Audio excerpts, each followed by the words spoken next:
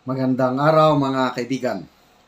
Pag-usapan natin ngayon yung nakikita ko na nagsimula na ang demolition job laban kay BP Inday Sara.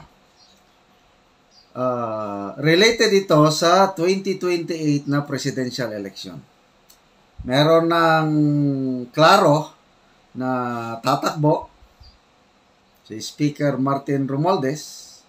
So, sila na talaga at ito, over the past week, palaging laman ng balita, si BP Inday Sara, una, yung controversy niya sa paggamit ng Confidential Intelligence Fund. Pangalawa, ito, may mga nagbabati ko sa kanya sa pagiging pro-China daw siya. Okay, so, mamaya ko natalakayan yung bakit binabati ko si BP Sara na siya ay pro-China. Unahin ko muna dito sa Confidential Intelligence Fund. So, kine-question yung paggastos niya ng Confidential Intelligence Fund niya noong 2022 for how many days? 11 days? 19 days? Ito, ni-request ng Office of the Vice President yung pondo na yan from the Office of the President. Nag-transfer ng pondo ang Office of the President, yung Intelligence Confidential Fund, transfer sa Office of the Vice President. So, yun ngayon ang kine-question. Bakit ang bilis ginastos? So, hindi ko muna pagtuunan ng pansin yan dahil talagang naranasan ko yan maggastos ng Intelligence Confidential Funds. Talagang hindi talaga nasusunod. So, lahat na from the Office of the President, Vice President, lahat na ahensya na may Confidential Intelligence Fund, dapat tanggalin na yan. Hindi sila karapat dapat. Ang tinatarget lang, ito lang si Vice President Sara at DepEd Secretary Sara. Bakit siya lang ang tinututukan? Bakit hindi nila binabanggit ang Office of the President na mas malaki ang kanyang Confidential Intelligence Fund? Kaya nakikita ko parang there is some bias itong reporting ng confidential. Hindi ko kinukonsinti si BP Sara yung paggamit niya ng 125 million ba yun ano? If there is something wrong, kasuhan siya. Kaya lang, mas mabuti pa, tanggalin na lahat ang Confidential and Intelligence Fund from the Office of the President, Vice President, down the line. Pati mga LGUs nga, meron ding Confidential Intelligence Fund. Si Senator Zubiri mismo ang nagpahayag. Halos 90% mga LGUs, governors, mayors, meron sila. So, ito naman si Secretary Abalos, dumipensa. Sabi niya, kailangan daw ng mga LGUs, governors ba o mayors ng Confidential Intelligence Fund. Kailang ang question ngayon is yung yung walang auditing, hindi mo masigurado kung yung pera na yun ginastos sa tamang paraan. Ako as a military commander, nakaranas ako niyan, but then, hindi ko pinakialaman yung intelligence fund ng aking unit sa batalyon, sa brigade, sa higher command. I trusted my intelligence officers. And they produce results. So, hindi ko na hinahanapan ng resibo, pati everything, higher ups, headquarters namin, hindi na kami hinahanapan ng resibo pag binigyan kami ng intelligence or confidential funds. Cleared na yan. It's a matter of trust. But then kami, sa armed forces, line of work namin yung magkalap ng intelligence. kami ang dapat mabigyan ng intelligence confidential funds. Kami ang in charge sa national security. PNP, ganon, Coast Guard, and everybody. Yung uniformed services. How about Office of the President? Trabaho ba ng presidente yan? Hindi ako ang commander, ang may hawak ng intelligence fund, yung intelligence officer ko, hindi ko siya pinapakialaman. So, dapat ang presidente, ang vice-presidente, ganon din, wala sila.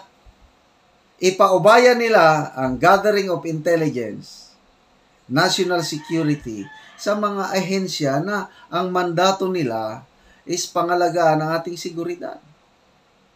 So, yun po ang aking stand. Magandang tanggalin na ang Intel Confidential Funds, Office of the Vice President, DepEd, tanggalin yan, but they must include Office of the President. And down the line, para patas. Ngayon, parang resback ito parang power of the force kasi nasa Congress nandyan si Speaker Romualdez. Ito, hinala lang. Opinion lang.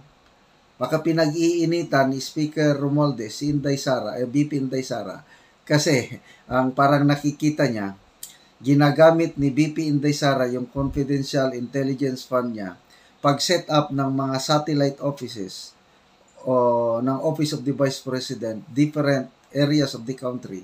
At yun, ginagamit yun na Social Action Center. Parang malasakit center ni Senator Bongo.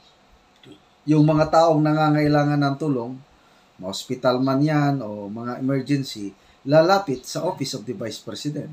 O tutulong ang Vice President o pabor sa kanya yon pagdating sa eleksyon. So, yun ang nakikita ko. Pinag-iinitan ng mga congressman, senators kaya, si BP Sara, so tatanggalan siya ngayon ng Confidential Intelligence Fund para hindi niya magamit sa kanyang satellite offices, Office of the Vice President. So, okay yun. Tanggalin nyo na lahat. But, patas, dapat. Hopefully, ang Office of the President na may mas malaking intelligence fund, tatanggalan din. Okay, punta na tayo sa another issue. Bakit sinabi, may mga vloggers akong napanood. Binabatikos nila si BP Inday Sara. Kasi pro-China na daw siya. Anong basihan nila? Ito, mayroong post si BP Sara sa kanyang Facebook account. Meeting niya with Fujian Province Governor Zhao Long. Chinese governor ito sa Fujian Province. Nagbisita ang governor Fujian governor sa Davao City. Si Mayor Bastiman nandun, nandun si Vice President Sara. Sinumahan niya ang kanyang kapatid to meet the governor. Tapos, pinasalamatan ni BP Sara, si Governor Long, sa Sister City Agreement ng Davao City at Jinjiang City sa Fujian. Itong Sisterhood Agreement o Covenant na ito, nangyari na noon pa. Mayor pa lang si Mayor Sara, nagkaroon na ng Sister City Covenant with Jinjiang City sa Fujian. 2018 pa yan nagsimula. So, of course, kung ako din ang mayor, nandyan ang governor ng aking sister city, pupunta ko magpasalamat. Ganun lang yun. At the same time, nagpasalamat si BP Sara sa Fujian Province kasi yung tuloy-tuloy ang pag-export ng Davao Durian doon sa Fujian. O di ba ang laking tulong yan? That's trade, that's business. So, to me, wala akong nakikitang mali yung pag-post ni BP Inday Sara ng picture niya with this Fujian governor na namisita sa Davao City kasi matagal na may magandang relasyon ang Fujian at ang Davao. if my memory serves right, sa Fujian City, Fujian Province, merong isang university dyan na nag-establish ng Soledad Roa Duterte Memorial College. Kaya nga, mga 2 months ago ata, na biglang nagbisita si PRRD sa China, nakipag-meet kay Chinese President Xi, but at the same time, nagpunta sa university na ito sa Fujian para sa inaugurasyon ng Soledad Roa Memorial Building. Ayun. So, talagang may relasyon. Ang nanay ng Duterte family, yung Soledad Roa Duterte, ang kanyang ancestors galing China. So, what's wrong with that? Since talagang we are connected with China. Bago pa may dumating na mga Europeans, mga puti, nandyan na ang relasyon natin ng China. Ang wife ko nga, may 50% Chinese blood. Kaya hindi natin maiwasan. So, i-separate po natin yung sigalot sa West Philippine Sea, talagang lalabanan natin ng China. Okay? But pagdating sa business, trade, and other cultural ties, huwag nating sirain ang ating relasyon sa China. Okay? Ang number 1 trading partner natin ngayon is Chinese government. So, i-maintain natin yon. Separate naman dito, pag binubuli tayo sa West Philippine Sea ay pataya, and then labanan to the max. At tama yung ginawa ng Pangulong Bongbong Marcos, tinanggal niya kaagad yung barrier ng inilagay ng Chinese Coast Guard sa Baho de Masinloc. That's a very decisive action na nagpapakita na we're ready to defend our territory. So, iba. Ang pro-China, si Senator Robin Padilla, yon ang klaro. Takot sa China or ayaw niyang galitin ang China. Pro-China talaga itong Senator Robin Padilla. But for BP Inday Sara, hindi po siya. Kung ano ang tama, nandun lang siya. Kaya, sa mga nambabatikos kay BP Sara, ay tigil nyo na, walang maniniwala yan. Sa mga nagdidimulis kay BP Sara, sinisira nyo through CIF, Intel Confidential Funds, bahala kayo. Ba't ang taong bayan ang magiging hukom pagdating ng 2028.